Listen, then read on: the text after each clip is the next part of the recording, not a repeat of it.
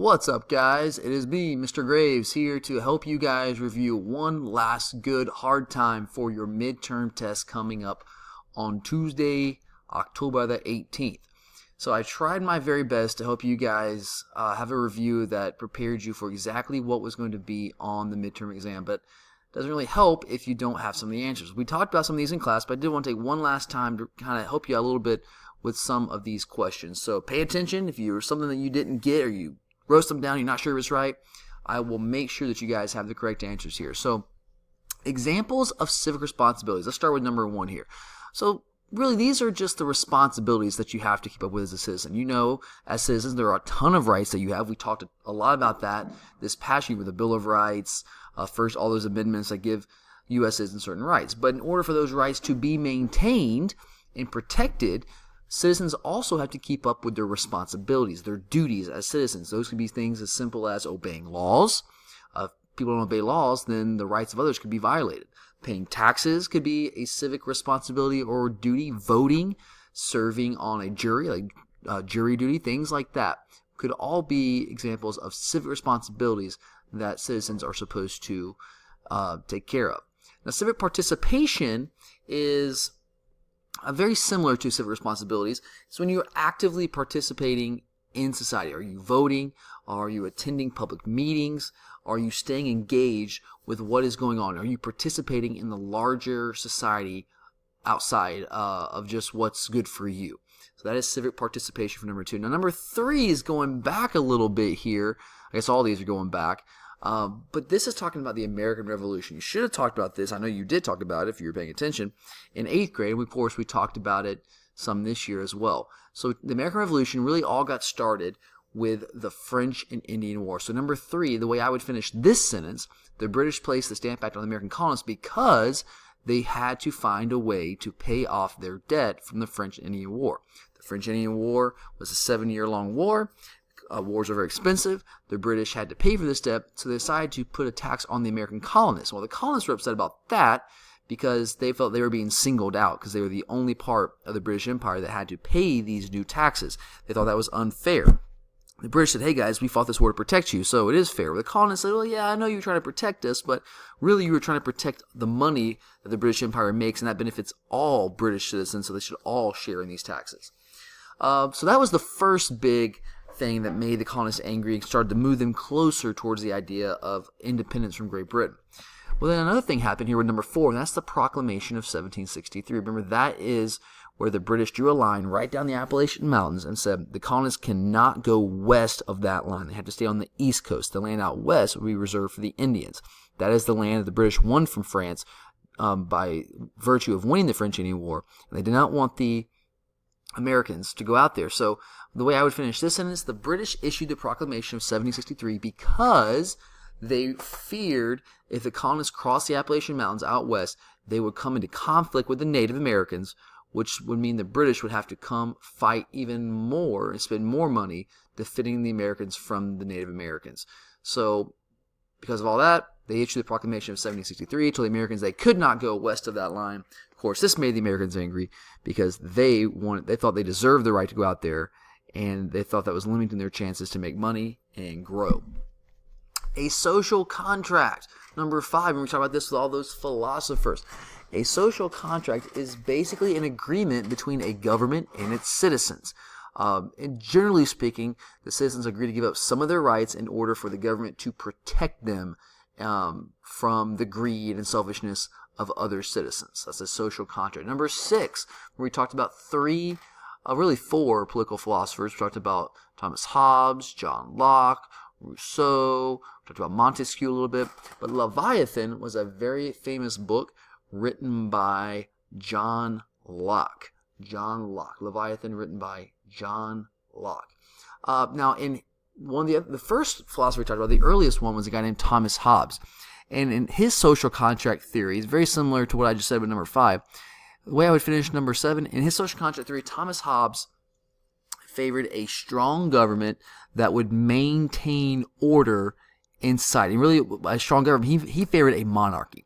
Thomas Hobbes favored a monarchy with one strong leader that could maintain order in society. Remember, Hobbes is the one who believed that everyone was naturally kind of evil and selfish, and that if you did not have one strong leader who could maintain order and keep control in the society, it would be mass chaos and war all the time. So that's number 7.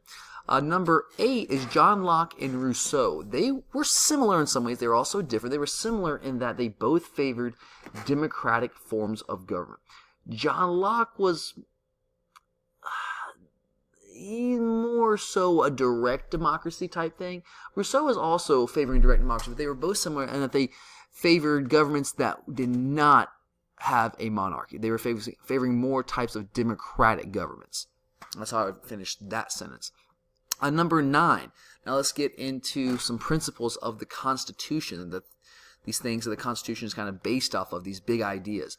One major principle of the Constitution for number 9 is popular sovereignty, or the idea that the government's authority comes from the consent of the governed. Remember, consent means permission. So basically that means that the authority the government has only comes from the people giving their permission for the government to have that authority. And if the people feel like the government is violating their rights and not doing what they're supposed to do, the people have the right to overthrow the government. So remember, popular means people, sovereignty means right to rule. So basically, popular sovereignty means people rule themselves. They're giving a government the power, the authority to kind of control society, but only through their consent. Make sure you know that, consent of the governed. Another principle is federalism. So number 10, in a federal government, federalism, because remember, when you talk about a federal government, that means you have the idea of federalism in your country, like we have in the United States. In a federal government, power is shared between different levels of government. So that's how I finish that. Power is shared between different levels of government. Now, in the United States, it's typically power being shared between the states and the central government, the national government. In a unitary form of government, number 11, in a unitary form of government, this is where remember, uni means one. So you have one central government that is basically controlling everything. They're making all the decisions. They're the only government really involved in that country. That one very strong central government. No state governments, anything like that. Number 12, this is a confederation. In a confederation form of government, this is where you have loosely aligned states that are kind of joined together, but not really. They're really mostly independent, but they kind of have a loose alliance where they work together for a common good to some degree. The Confederate States of America during the Civil War was a confederation. The United States under the Articles of Confederation was a confederation. Remember, under the Articles of Confederation, each state was going like its own separate little country. They were just kind of loosely connected, just a small bit. Number 13, direct democracy and representative democracy. Two types of democracies, but they are a little different. Remember, in a direct democracy, this is where everyone votes directly on every issue. So if we're voting on a law, in a direct democracy, every single person has a vote. If you're eligible to vote, you have a vote on that law. Representative democracy is a little different. This is where citizens don't vote directly on each law. What citizens do is they vote for representatives. They vote for a person who is going to go to Congress and represent them. And the idea is the person that you elect, that you vote for, they're going to go to Congress and they're going to vote on the laws the way that you would vote if you actually got a chance to vote directly on the laws. So that is the difference between direct and representative democracy. Now, in order to create the Constitution, there were a couple compromises that had to be reached because there were two different sides. There are more than two different sides. There are many different ways to look at the Constitution. It really was mainly North and South, very different ways of life, very different perspectives on what they want to accomplish. Probably the biggest compromise as part of creating the new Constitution, the Constitutional Convention, was something called the Great Compromise. Remember, you had big states versus small states. So this wasn't so much North-South. This was big state versus small state. The big states wanted the number of representatives that each state got to be based on the population of a state. Because think, they're big states. They have more people, so if it's based on population, if representation is based on population, they get to have more votes, and that means they have more control over the laws and more control over the whole country. Small states say, wait a minute, that's not fair. It should be equal. Just because we have fewer people doesn't mean that the big state should be able to kind of control us and rule over us, so it should be equal representation. And neither side was willing to give an inch, really. So they reached a compromise where basically they created a bicameral, two-house legislature, where one house, the Senate, was going to be based on equal representation. It would make the small states happy. Every state gets 2 senators, no matter how big or how small you are. Maine has 2 senators. Texas has 2 senators. Doesn't matter the size difference between the two. But to make the big states happy, they also created the House of Representatives, where the number of representatives you get is based on your population, how many people are in your state. California has over 50 representatives. Georgia, we have 13. Because we're a decent-sized state, we're not as big as California. We don't have as many people. So that's based on your population. Both sides got a little bit of something there. Number 15, the 3/5 compromise provided a solution to the issues of representation in Congress. So it's very similar to the Great Compromise. So now, in the Great Compromise, the House of Representatives says in the House of Representatives, each state's representation is based on how many people you have in your state. Well, there were a lot of slaves in the South. The South wanted to count their slaves as part of the population so they would get more representatives in the House of Representatives and be able to have more control over the new country. The people up north said, no way. We don't have slaves, so you guys will have more votes in the new Congress than we will. That's not fair. So every 5 slaves would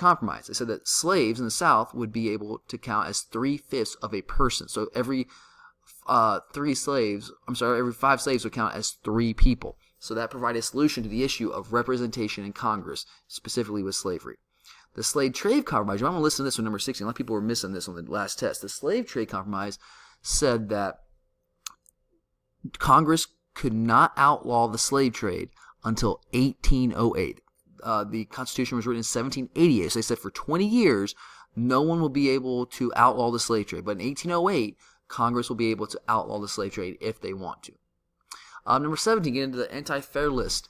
Remember, they were the ones who were kind of fighting against the new Constitution because they didn't think it protected their rights to people. They thought it gave too many rights to the government, made the government too strong, made it too much like Great Britain. And they remembered exactly what Great Britain did with the king abusing their rights. So they insisted on the addition of a Bill of Rights to the Constitution. Number 18, the Federalist Papers were, what I would finish this as, is the Federalist Papers were a collection of 85 essays designed to influence the vote in favor of the Constitution in New York. The Federalist Papers were 85 essays designed to influence the vote in favor of the Constitution in New York. Mainly Alexander Hamilton was the one writing those. Also, John Jay wrote a few, and so did James Madison. Number 19, the rule of law is another constitutional principle. According to the rule of law, no one is above the law. No one is above the law. That's the idea that if people think they're above the law, then people's rights will not be protected. Number 20, the judicial branch. They interpret the laws. They decide what each law actually means. Remember democracy, number 21. Democracy means rule of the people. People are ruling. A couple different types of powers here, reserved, concurrent, and applied. Number 22, reserved powers are powers that are reserved for the states. They are state powers. Only the states can do those things. Like education would be an example of a reserved power. Concurrent powers are the powers that are shared between the state and the federal government. Example would be taxation. The federal government can tax people, and states can tax people within their states. It's a concurrent power. An applied power, this is kind of hard to understand, but remember, an applied power it's a power that the federal government has, but it's not directly stated in the Constitution. So implied powers are powers of the federal government not directly written in the Constitution. They are implied in order to help carry out one of the express powers of the federal government. Number 25, the Supremacy Clause of the Constitution says that the federal laws are the supreme law of the land. That when the federal law and the state law kind of conflict, the federal law will always be supreme and win out. Number 26, the Magna Carta, Petition of Rights, and English Bill of Rights all limited the power of the English monarchy. Remember the fourth, number 27, the Fourth Amendment established the right to private property, also protects against unwarranted searches and seizures.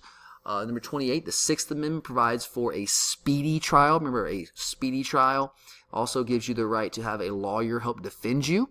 So that's the Sixth Amendment. Number 29, suffrage refers to the right to vote.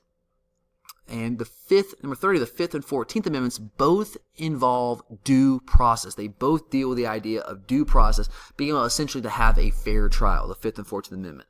Number 31, the Civil Rights Act of 1964 outlawed segregation in all public accommodations like restrooms, restaurants, water fountains, public schools, things like that. Number 32, literacy tests, poll tax, and grandfather clauses were designed to keep African Americans from having the right to vote, exercising the right to vote. Number 33, Brown versus Board of Education ruled that segregation of public schools is now illegal.